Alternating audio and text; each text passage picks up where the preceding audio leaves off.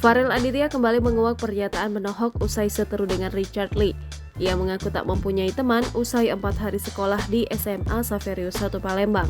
Sontak pengakuan Farel Aditya membuat teman sekelas geram hingga menguak bukti keakraban. Melalui akun TikTok @naldoivander, diduga teman sekelas Farel Aditya buka suara. Ia tampak tersulut dengan postingan Farel Aditya yang mengaku tak mempunyai teman. Omongan Farel Aditya langsung diskakmat oleh akun @naldoivander.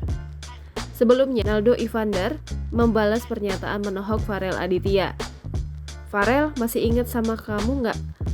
Di video ini kamu bilang kalau nggak punya teman sekelas," tulis akun TikTok @novaldoivander. "Teman pertama kamu ngobrol di kelas," sambungnya.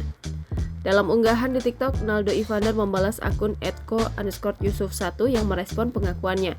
Ia diminta untuk menunjukkan semua bukti terkait Farel Aditya. Lantas hal itu bukan barang sulit bagi akun @naldoivander menguak semua bukti chat bersama Farel Aditya. "Ini history chatnya, baca aja kok," tandasnya. Nampak dalam percakapan tersebut nama kontak tertulis Farel Saverio 1. Terdapat chat yang panjang antara akun @naldoivander dengan Farel Aditya. Tak hanya itu, Naldoivander juga memberikan catatan yang dimilikinya kepada Farel Aditya. Bukti foto buku tulis di dalam catatan tersebut menjadi sorotan tajam. Bukan hanya satu, terhitung puluhan lembar catatan dikirim Naldo Ivander kepada Farel Aditya. Bahkan dalam percakapan terakhir bersama Farel Aditya, Naldo Ivander masih bersikap peduli. Ia menanyakan keberadaan Farel Aditya usai putus sekolah dan kembali ke kampung halamannya. "Farel, kamu sekarang masih di Palembang atau sudah di Jakarta?" kata Naldo. "Farel, ini Naldo, jadi gimana Rel, kamu balik gak mau ke Bangau atau tetap mundur?" tambahnya.